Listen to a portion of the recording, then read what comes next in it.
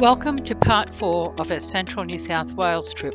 Hi, my name is Rosemary, one half of R&R Living Life, the other being my husband Rick. Together we are making our way into Central New South Wales. I have put together some photographs I have taken to show the vast ever-changing landscape and points of interest of where we have been. I hope you enjoy watching. We begin this episode in Coonabarabran. We park up at the golf club on the outskirts. I was left off making tea as we ventured across to the golf club where we had a very tasty Chinese meal. From our camp the next day we made our way to Siding Springs Observatory that sits high on the eastern edge of an ancient volcano of the Warrumbungles National Park. The observatory is Australia's premier optical and infrared astronomical observatory. The observatory is located atop Mount Burrup. Since opening in 1964, the Australian National University has operated the site, hosting research telescopes from the ANU's Research School of Astronomy and Astrophysics, along with many other institutions from around the world. Research carried out at Siding Springs Observatory is varied, from probing the depths of the cosmos in search of dark energy, to searching the Milky Way for other planets and signs of life. Nearly every night there's something new being done and new discoveries being made, though visitors are not permitted at night. It was amazing to see various sizes of telescopes and how huge the one at the centre is. Astronomers require a combination of clear weather, low levels of atmospheric turbulence, and freedom from artificial light to observe distant objects. While I was there, I improved my knowledge of supernovas and how they can be used by astronomers to accurately measure distances in space, and how humans have used constellations for thousands of years, making use of the regular and predictable patterns in the night sky for many different reasons, including to help navigate across land and sea, or to tell what season it is. I also learned about exoplanets that orbit stars other than the Sun, and that they come in huge variety of sizes and orbits. We had our first sighting of the Warrumbungles from Siding Springs, from just outside the telescope. Though a little hazy, they were very impressive. Once we left Siding Springs, we made our way through eucalypt dotted ridges and small open areas before we stopped at White Gum Lookout.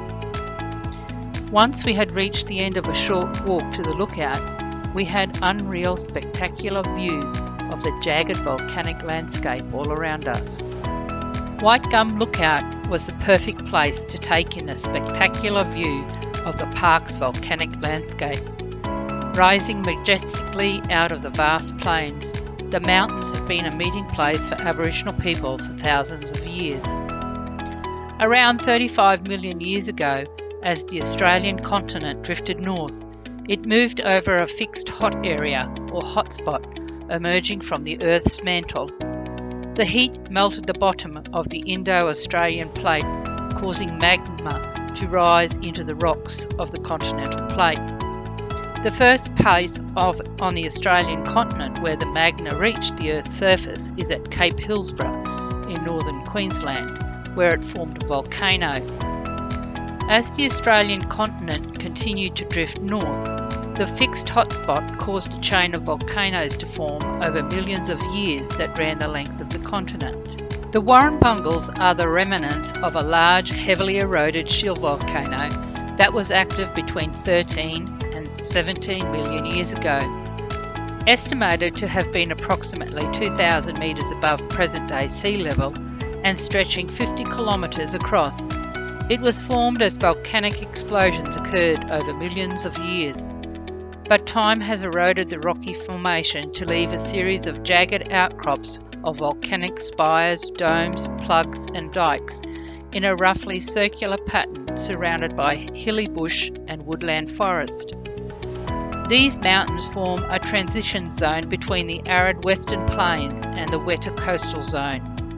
Encompassing a range of ecosystems, the Warrumbungle National Park is an important refuge for a large number of plants and animal species. Our next stop was the Visitor Information Centre that was jam-packed with information, souvenirs and interpretive displays. We then made our way to the canyon picnic area on Warrumbungles Creek with its spectacular views of Pilligar slip rock. We enjoyed a short walk along the creek and conversed with the kangaroos and parrots.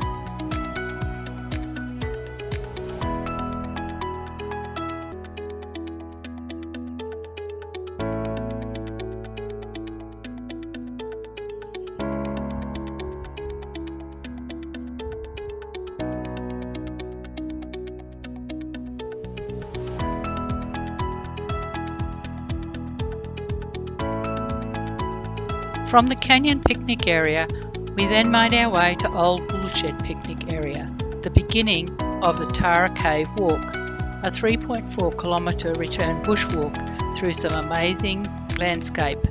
We began our hike across Warrumbungles Creek and through a grassy valley before we began a gentle climb through eucalypt forest to the remarkable Pilligar sandstone slopes, ending with spectacular views of the Warrumbungles National Park skyline and Tara Cave.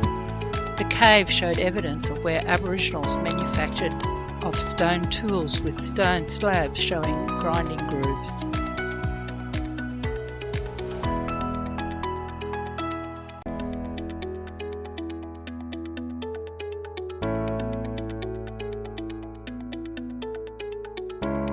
Wherever I looked, and from different areas of the park, the roughly circular section, known as the Grand High Tops, always showed something spectacular and different. From the leftover remnants of the intense wildfires of 2013 shown in the fungi attached to the side of trees, to the new regrowth and different colours of the various trees throughout the forest, to the shapes and textured patterns of the exposed rock formations, rugged peaks and spires.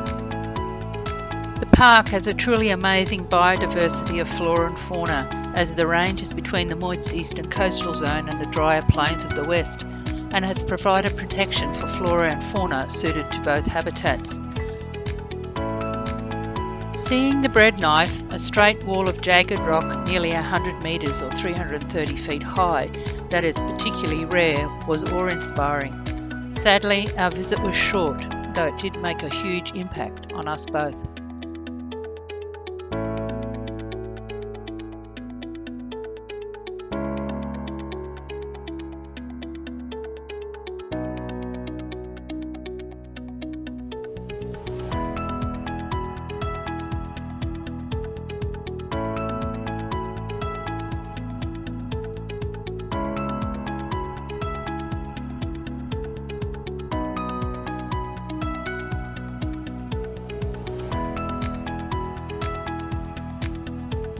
We leave our camp at the golf club on a very frosty morning, though not as cold as Glen Innes, and made our way north to Barradine. As our journey progressed, we made our way through farming country, with the outline of the Warrumbungles in the distance. We again were treated to stunning rocky outcrops, contrasting against the green crops and open farming country. Though much smaller in size than on the Moree Plains, the farms were just as impressive.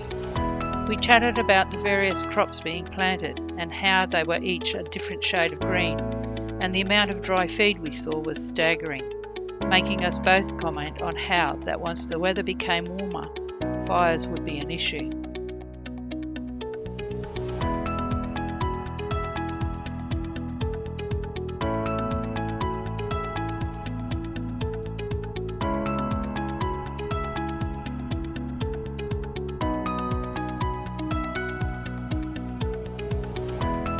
Barradine was officially proclaimed a town in 1865, with the region originally settled by farmers and graziers, though in the following years the town grew on the back of the timber industry and arable farming was developed.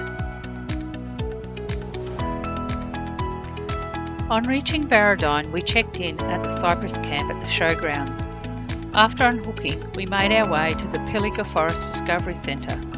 Interactive displays strengthen our knowledge of the dramatic landscape, the history and native flora and fauna found within the area. What an amazing display of stuffed native animals and jam-packed with information about the timber industry.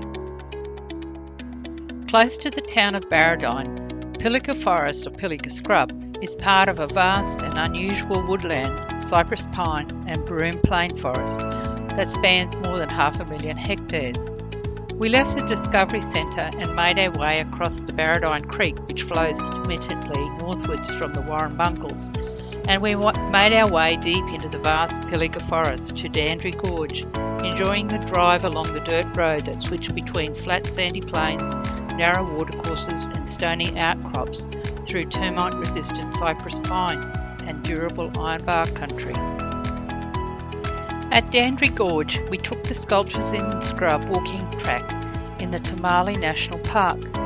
The Sculptures in the Scrub, 5 unique pieces, was a 4-year project, with each sculpture resulting in collaboration between the artist and local Aboriginal elders and young people on how to tell the story of local Aboriginal history and culture. The sculptures are made of stone, bronze and stainless steel and are all signposted with information about each. Rick and I enjoyed our 3-kilometre well-marked hike along the top of the ridge and then down along the gorge floor before making our way back to the car.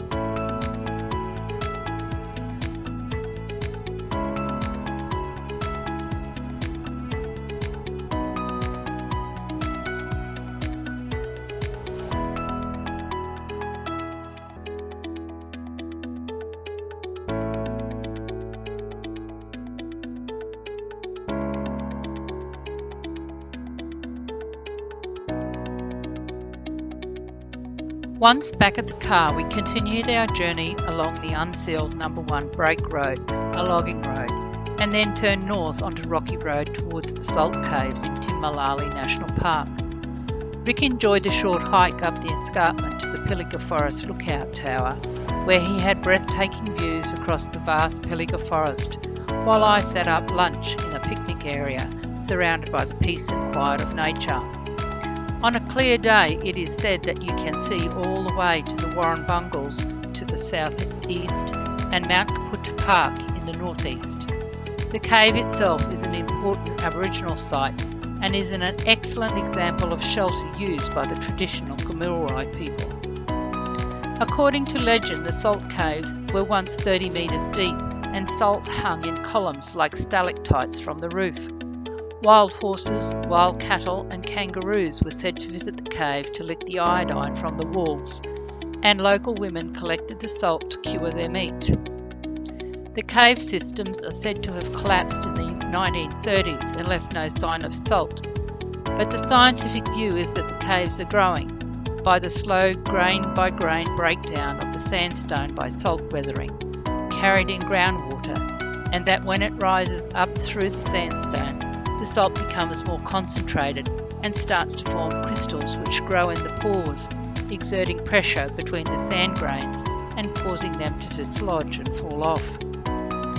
From the salt caves we retraced our steps back for a little while and then continued along One Break Road out to the Newell Highway, where we turned south and made our way towards Coonabarabran. The Sandstone Cave, about 36 kilometres north of Coonabarabran, was not signposted. We began our 1.7 kilometre hike through the scenic forest before reaching the Sandstone Cave. Situated around a large sandstone outcrop, the Sandstone Caves are a series of cathedral-type caves and overhangs displaying an array of interesting colours and shapes. They have been formed over tens of thousands of years through the weathering of the fragile sandstone. The Sandstone Caves are an Aboriginal site showing grinding grooves and rock art. They are some of the most spectacular above-ground caves in Australia. It was not one cave, as I had thought, but a mountainside of caves showing the weathering effect on the extremely fragile sandstone. The rock has bands of more resistant material, rich in quartz, laid in the sandstone, and this has been left behind as a softer sandstone succumbs to the wear and tear of wind, rain, heat and cold. The sandstone rocks are in all shapes and sizes, weathered patterns, colours and textures. From what looked like fine lacework to sheets of colour, it was truly a breathtaking experience. The sheer size of the caves was unbelievable.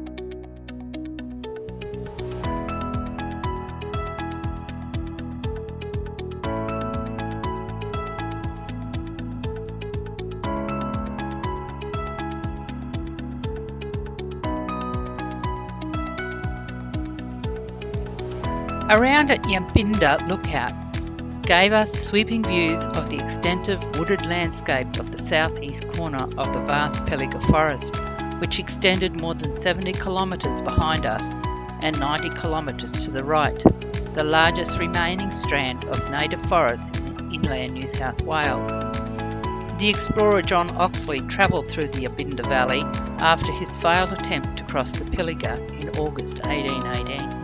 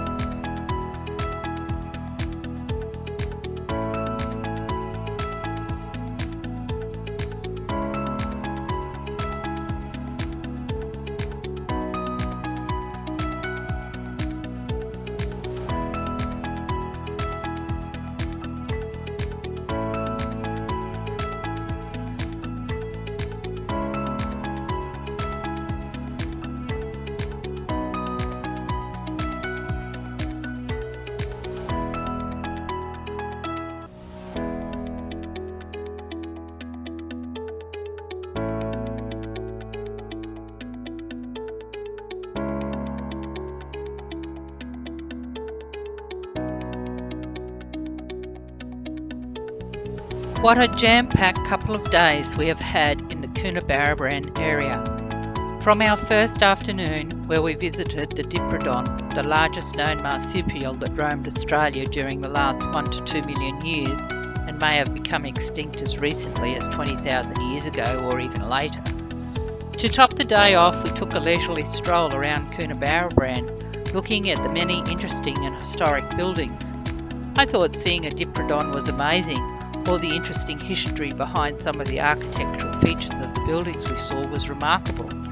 But the next day spent at the Warrumbungles surpassed seeing megafauna and historic architecture. It was such an awesome day. The volcanic evidence of the area and how it created the Warrumbungles was staggering.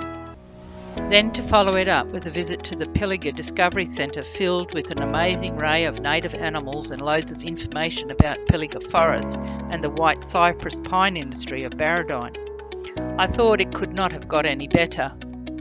Our hike through the Dandry Gorge and viewing the sculptures in the scrub was breathtaking and peaceful, not to mention the salt caves where we had our lunch.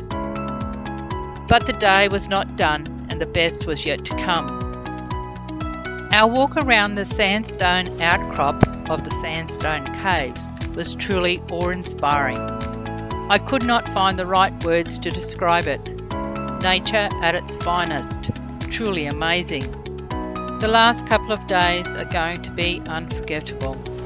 Stay tuned as we continue our journey to Coonamble and onto the Quarry Marshes. Cheers, Rick and Rosemary. R&R, live and life.